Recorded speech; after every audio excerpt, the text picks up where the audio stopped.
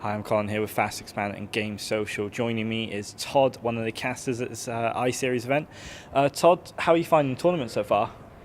It's really fun, to be honest. We have lots of great players here, and I was really looking forward to casting with Jorsar because we didn't get to cast before together. We worked together at some event, but we were not teamed up together. So it's been going very well. The casts have been really smooth.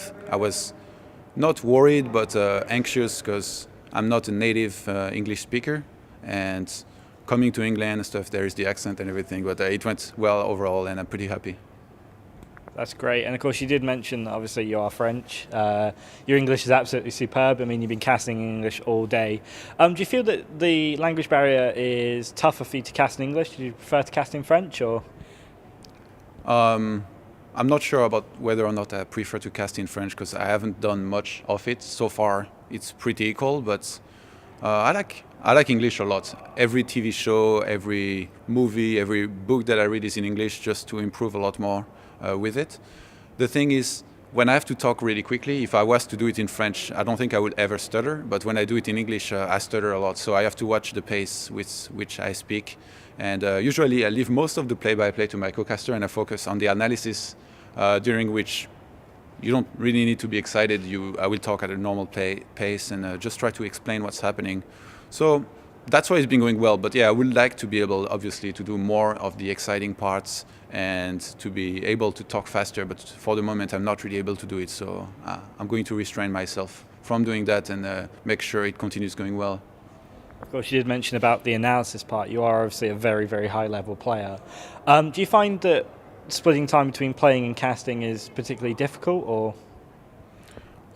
It can be sometimes. The thing is, it really helps me as a player as well to cast here because I see firsthand what's happening. I'm observing the games myself when I'm casting, so I will notice a lot of things that the observer or even the other caster will not notice sometimes. And not only it helps the cast, but it helps me as well because I see all of the timings as they are being made. I can think a lot why a player is using a strategy or a timing, and then it's imprinted in my brain. Whereas if I was at home, I would be a lot more relaxed. I would be in my chair, eating a snack, watching the stream. Even if I try to focus hard, usually I will not be able to assimilate everything that's happening as well as I am here watching the games in live. Yeah, I mean, that's a great point. Obviously, as you said, you'd be relaxed and kind of just chilling out, and maybe you see a really obvious timing, but when you're having to cast a game, yes, you obviously notice a lot more. Talking about the games, I mean, they've been absolutely phenomenal today. Is there any sort of favourites you've had? My favorite was 4GG, but he's eliminated, so for the moment I would say Red has a very good chance. And just Team Liquid overall, I've been playing very impressively. The last tournament I went to was the Intel Extreme Masters, where we had an entire team completely dominating the tournaments. And I thought it was a fun sight to see all those players go there together, supporting each other, talking strategies between the series and even games. And I would like to see it here happen as well, because Team Liquid is one of my favorite teams. It's one of the most popular teams out there. I think they deserve it. They've been working hard, so maybe the Team Liquid guys might do very well here. They've already done well. They have 3 players in the top 8. They could be 3 players in the top 4 if they win all their matches. Yeah, no team kills until at least the semi-finals, assuming that obviously Snoot, TLO and Rhett make it through. All 3 Liquid Zergs finishing top of the group. Was that something you predicted at all, or? No, definitely not. Everyone sort of agreed right now that Zerg is most likely the hardest race. Although Live did win MLG, Terran is doing very well. He's considered to be the strongest race, and then there's Protoss, then there's Zerg. But somehow Zergs keep having successes in tournaments. Live winning MLG again, very surprising for everybody. A lot of people said it was because he was really good, not because of the race. But now we see more and more Zergs do well. So in the end, it might be pretty balanced. We might be totally clueless about whether or not a race has an advantage. And I think it's a nice thing. It's not good to, if everybody can tell which race is going to win, which race is going to do well, and then it happens as everybody thinks. It's good to have surprises, and these 3 players doing well really shows that their practice is paying off. They didn't do as well in the recent tournaments, except for Red. Red has been doing very well on Heart of the Swarm ever since, even before the release. So, pretty happy. Yeah, Heart of the Swarm being the brand new Blizzard expansion, on top of Wings of Liberty. How are you finding Heart of the Swarm at the moment? Because obviously it's still very much in flux. Everything's changing almost every day. Have you had a chance to obviously play it, enjoy it? I mean, what are you finding the best about Heart of the Swarm?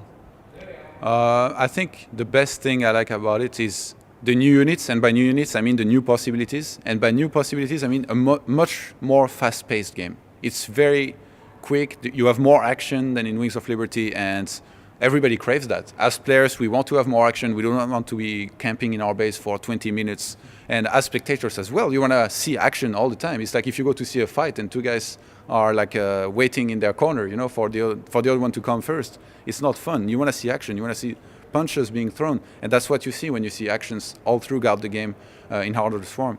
So that's definitely my favorite thing, and I've actually been playing, I would say, a lot, so probably not as much as the pro gamers out there that play the most, but before I left to this tournament I was around rank 31 Grandmaster in Europe, so that's not bad with about 120 games. So decent amount of games, and I would say I'm watching a lot of streams as well. Every game that is played in a tournament that's high level, I watch every single one of them. I actually just switched back at home on a 3-monitor setup, so I can follow 3 streams at once, and that really helps. Yeah, that's an insane amount of kind of content all at once, really, isn't it? 3 monitors. Where do you find all the time? Because obviously you play, you cast, you watch streams. How do you divide your day, basically? Well, it's very simple. I wake up and I get ready. I get some food, and then for the next 16 hours, I spend them in front of my computers, whether it's playing, watching streams, or casting anything. Or sometimes I watch some shows. I'm not going to say that I only do StarCraft 2, but I focus most of my time on it, and a lot of time. Well, yeah, I guess you have to. I mean, if you're casting, playing, and obviously learning at the same time, it takes a lot of effort and time. How are you finding the ESET stage and kind of everything here so far? It's pretty nice. I didn't know what to expect. I had never been there, and I like it. I like the venue. My hotel is right next to here. The weather is not very good, but not much we can do about that. At least we spend most of our time indoors. But I like the setup. There is the bring your own computer tournament next to the big hall where there is the ESET stand. The players are pretty happy as well. I think they're being treated very well. They have translators for the Korean players and everything. They have admins taking care of them all the time. Food is easy to get. That's very important for players as well. There is a good ratio of like restrooms compared to people here, and that's also very important for a pro gamer. When you go to a tournament, you don't want to have to wait like 15 minutes every time you want to go to the restroom, because sometimes you have to go a lot, you drink a lot of water between your games.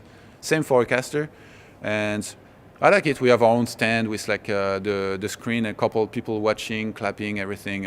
It's been really nice so far. If I was asked to come back, I would definitely come back, I think. That's great. And you say that you unfortunately predicted 4GG to take a win, and then obviously he's gone out, and now it's kind of, you feel like you might have like cursed him or jinxed him. But can you maybe give us a sort of a rough prediction of who you'd like to see in the finals? Maybe Red and TLO. I think it's possible, and it would be pretty fun to see these two guys face off in the finals. It's probably the first time in my life that I wish for ZVZ finals, but actually there is a lot of good European players. It's mostly European players left. We have only the one Korean Sting, and I want to see some European success. So regardless of who goes far and who wins, I will be pretty happy. Maybe I'm not as fond of Johnny Reco as I am of the other players, but I like Baby Knight, I like Snoot. All these guys are really cool.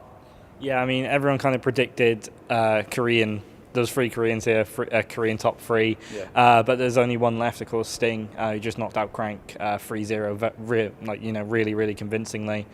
Yeah, I think that's all about done. I mean, would you like to give some shout-outs to any sponsors or anything like that, Todd?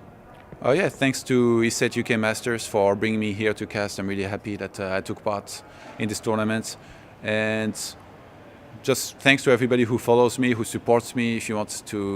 If you do not follow me yet and you want to, you can find me on twitter.com/ToDSC2, facebook.com/Johan Merlot, and youtube.com/ToDStarcraft, where I've actually begun to record tutorials, replay cast and everything, and I really hope more people get involved with that and start watching, because I'm putting a lot of effort in it, and I really think a lot of people can improve through watching my VODs. Lovely. I'll be sure to check them out. So yeah, thank you very much, ToD. I appreciate your time today, and enjoy your casting. I've been Colin here with Fast Expand and Game Social, joined by ToD. Check out his Twitter and YouTube and everything like that, guys. Thank you very much.